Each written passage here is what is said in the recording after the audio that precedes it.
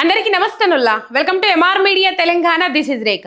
ప్రజాపాలన విజయోత్సవాలు అని చెప్పేసి రేవంత్ రెడ్డి జిల్లాల పర్యటన పెట్టుకున్నాడు కదనుల్లా. ఇది ప్రజాపాలన విజయోత్సవాలు అయితే అండ్ సర్పంచ్ ఎన్నికల కోసం బతిలాడుకున్నట్లయితది అని చెప్పేసి మొన్న మక్తల సభలో రేవంత్ రెడ్డి గారు మాట్లాడిన మాటలను బట్టి ఇది ప్రజాపాలన విజయోత్సవాలు ప్లస్ సర్పంచ్ ఎన్నికలలో ఓట్లు అడుక్కోవడం అనే అంశం అయితే మనకి క్లియర్ కట్ గా అర్థమైంది.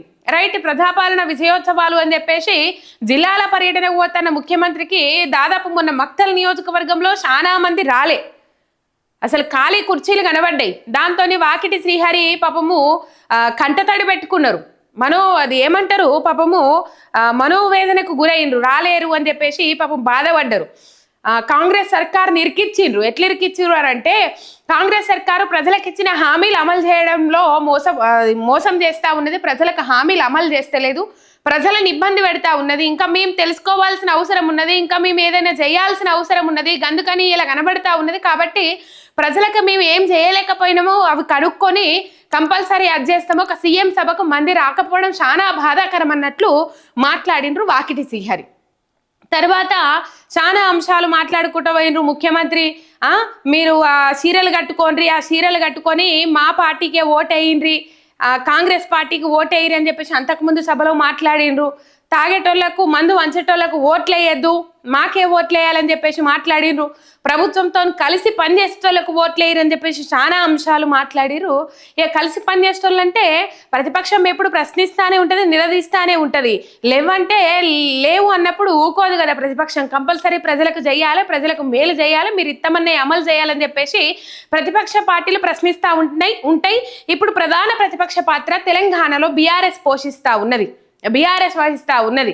మొత్తం మీద బీఆర్ఎస్ పార్టీ బలపరిచిన అభ్యర్థులకు ఓట్లు వేయద్దు, మీరు కాంగ్రెస్ పార్టీ బలపరిచిన అభ్యర్థులకే ఓట్లు వేయరి అని చెప్పేసి సర్పంచ్ ఎన్నికలల్లా రాగం తీసుకుంటూ పోతా ఉన్నాడు ముఖ్యమంత్రి రేవంత్ రెడ్డి. ఇక ప్రజాపాలన విజయోత్సవాలు అని చెప్పేసి ఏం చేసిండ్రు? ప్రజాపాలన 2 ఏళ్ళు కంప్లీట్ అయ్యి 3 ఏళ్ళ పొద్దుకొస్తుంది. తెలంగాణ రాష్ట్రంలో కాంగ్రెస్ పార్టీ అధికారంలోకి వచ్చి ఇవి ఇస్తాం, అవి ఇస్తాం, అవి అమలు చేస్తాం, ఇవి అమలు చేస్తామని చెప్పేసి చెప్పిండ్రు. 6 గ్యారంటీలు అటకెక్కించిండ్రు. అందులో ఫ్రీ బస్ ఒక్కటే అమలు చేసిండ్రు.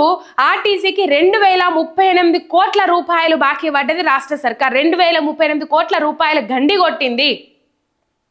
కనీసం నిధులు టయానికి విడుదల చేయలేని పరిస్థితి. నెలకు 350 కోట్ల రూపాయలు చెల్లిస్తాము, ఈ ఫ్రీ బస్సు భారం ఏదైతే ఉన్నదో అది ప్రభుత్వమే భరిస్తుంది అని చెప్పేసి చెప్పిన సర్కారు ఇలా 2038 కోట్ల రూపాయల బాకీ పడ్డది ఆర్టీసీకి. అంటే మనం అర్థం చేసుకోవచ్చు ఏ విధమైన సంక్షోభంలో తెలంగాణ రాష్ట్రం ముందడి పోతా ఉన్నది అనేది మనకు క్లియర్ కట్టుగా తెలుస్తా ఉన్నది. ఏ ఒక్క పథకమన్నా అమలు చేసిండా అనుల్లా? ఏ ఒక్క పథకమన్నా సంపూర్ణంగా అమలు చేసిండా? చెప్పుకోవడానికి బాగున్నాయి పథకాలు, మహిళలకు 2500 అని చెప్పుకోవడానికి బాగుంది, కానీ అమలు శూన్యం, అమలు సాధ్యమైతే లేదని చెప్పేసి చెప్తా ఉన్నారు. అన్ని ఇచ్చినామని చెప్తా ఉన్నారు. ఫ్రీ కరెంట్ ఇచ్చినామంటారు, గ్యాస్ బుడ్డ 500 రూపాయలకి ఇచ్చినామని అంటారు. మరి ఊళ్ళో వంటి జనం ఎందుకు ఇంత అసహనం వ్యక్తం చేస్తాండ్రు? రైతులకు రైతు భరోసా పైసలు ఇది వారికి ఇస్తామన్న ముచ్చట లేకపాయ్. ఇక సర్పంచ్ ఎన్నికల కూడా రైతులకు రైతు భరోసా పైసలు ఇయ్యరన్నట్టు అయిపోయింది. మహిళలకు చీరలు ఇచ్చినాం, ఆ చీరలు మీకు పండుగ ఖర్చు తప్పించినాం. ఏం పండుగ ఉన్నదల్లా ఇప్పుడు? తెలంగాణలో ఆడపడుచులు కొత్త బట్టలు కట్టుకునే పండుగ ఇప్పుడేమన్నా ఉన్నదా?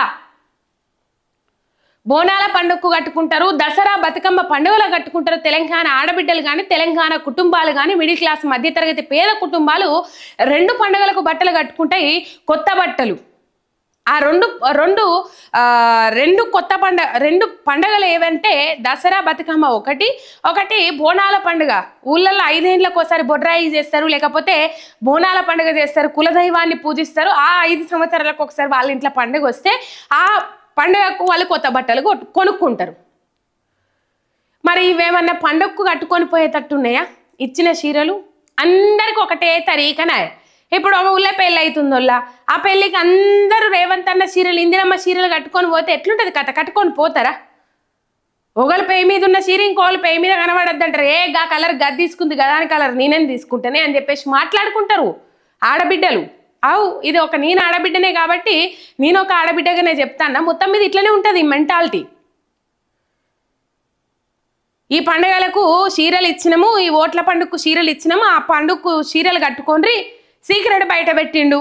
ఓన్లీ మహిళా సంఘాలలో ఉన్న మహిళలకి చీరలు ఇస్తానం, వేరే మహిళలు తిట్టుకోవద్దు అని చెప్పేసి రేవంత్ రెడ్డి ఒప్పుకున్నాడు. ఇక పేడ్ ఆర్టిస్టులు, పేడ్ బ్యాచ్లు రంగంలోకి దిగి ఏం చేసిండ్రు తెలుసా? ఓన్లీ మహిళా సంఘాలకే కాదు, ఉన్న మహిళలందరికీ చీరలు ఇచ్చుకుంటా పోతాడు మా రేవంత్ అన్న అని చెప్పే వరకు తూచు మీ మాటలన్నీ రాంగ్, అన్ని బూమరాంగ్, మీరు పప్పులో కాలేసిందని ఆఖరికి రేవంత్ అన్ననే ఒప్పుకుండు కదా. మహిళా సంఘాలలో ఉన్నోళ్ళకే చీరలు ఇస్తాను, మిగతా వాళ్ళకి ఇస్తలేము, వాళ్ళు తిట్టుకోవద్దు అని చెప్పేసి ఒప్పుకున్నాడా? ఈ ముచ్చట అట్లా బయట పెట్టే రైట్. ఇక జిల్లాల పర్యటన సందర్భంగా మొన్న మక్తల్ నియోజకవర్గంలో సమావేశం ఏర్పాటు చేసిండ్రు, ఆడికి జనం రాలే. నిన్న సిద్దిపేట జిల్లా హుస్నాబాద్ మండల కేంద్రంలో ప్రజాపాలన సభ ఏర్పాటు చేసిండ్రు, ప్రజాపాలన విజయోత్సవ సభ ఏర్పాటు చేసిండ్రు. ఇక పొన్నం ప్రభాకర్ కదా హుస్నాబాద్ అననంగానే పాపము ఆ మంత్రి గారు ఒక బతిలాడు కాదు, ఎవరు అనుకుంటుండ్రు అక్కడికి వచ్చిన జనాన్ని. అగో జనాన్ని ఎందుకు రమ్మని బతిలాడతారు కానీ మళ్ళీ వచ్చినాక జనాన్ని ఎందుకు బతిలాడుతుర్రు అంటే వాళ్ళు వెయిట్ చేస్తలేరు, వాళ్ళు పోతాండ్రు. అతనన్న టైం కాకుండా 2 గంటల లేట్ వచ్చిండట ముఖ్యమంత్రి రేవంత్ రెడ్డి. 2 గంటలు ఈ రోజులల్లా సభకు వచ్చి 10 నిమిషాలు 15 నిమిషాలు నిలబడడం అంటేనే పెద్ద గగనం. ఇక అది మన రేవంత్ అన్న ఆనిముత్యాలు వినేతందుకైతే కనీసం 5 నిమిషాలు కూడా నిలబడలేరు. ఎందుకంటే సభ ఏదైనా సందర్భం ఏదైనా సగం speech KCR, KTR, Harish Rao, BRS party.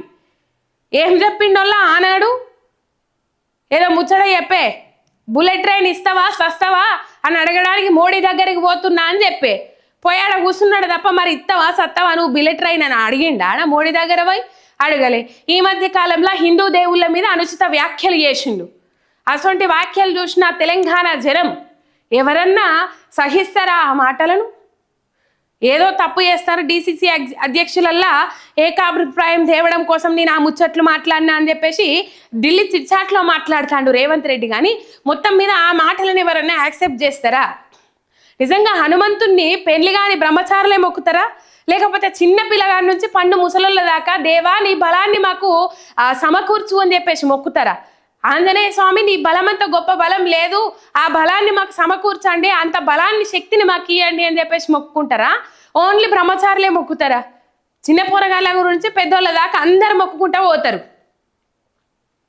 2 భార్యలున్న దేవుళ్ళు ఉన్నారు. హిందూ ధర్మం ప్రకారము 2 భార్యలున్న దేవుళ్ళు ఉన్నారు. ఆ 2 భార్యలున్న దేవుళ్ళ గుళ్ళకు 2 భార్యలను చేసుకున్న వాళ్ళే పోతాన్రా, వేరే వాళ్ళు ఎవరు పోతలేరా? ఏమన్నంటే దేవుళ్ళ మీద ఒట్లు పెట్టుకుంటూ పోతాడు, ఏమన్నంటే దేవుళ్ళ మీద అది చేసుకుంటూ పోతాడు తప్ప ఇంకా ఏమీ లేదు ఇక్కడ, ఇంకా ఏమీ ఎలగబెట్టింది లేదు.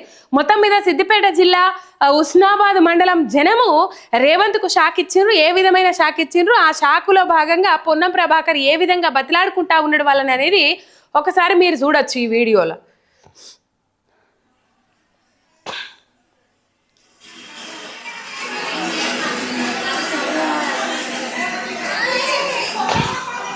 వీళ్ళు ఇచ్చిన ఇందిరమ్మ చీరల ప్రత్యేకత ఈ వీడియోలో కనబడుతుంది, చూడుర్రి మీకు.